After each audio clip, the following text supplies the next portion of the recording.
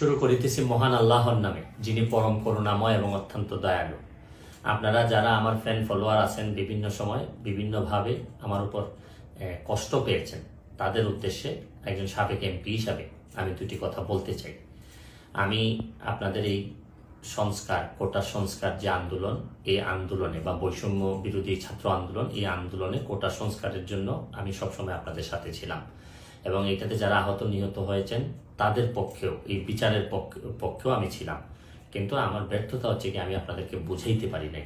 এটার জন্য আমি সম্পূর্ণ ব্যর্থ হয়েছি এবং আমি এই ব্যর্থ হওয়ার জন্য আমার যারা ফলোয়ার আছেন, যারা আমাকে নিয়ে প্রত্যাশা করেছেন, সবার কাছে আমি দুঃখ প্রকাশ করতেছি। আমি আপনাদেরকে আরেকটি কথা বলতে চাই। এখন যে কাঠামোগত সংস্কার আপনারা চাচ্ছেন, দেখেন এই সংস্কারের জন্য আমি বহু বছর আগে থেকেই কাজ করে যাচ্ছি। আপনারা দেখেন এই দুর্নীতির বিরুদ্ধে যুদ্ধ গত 15 বছরে আপনারা যে 2-3 জন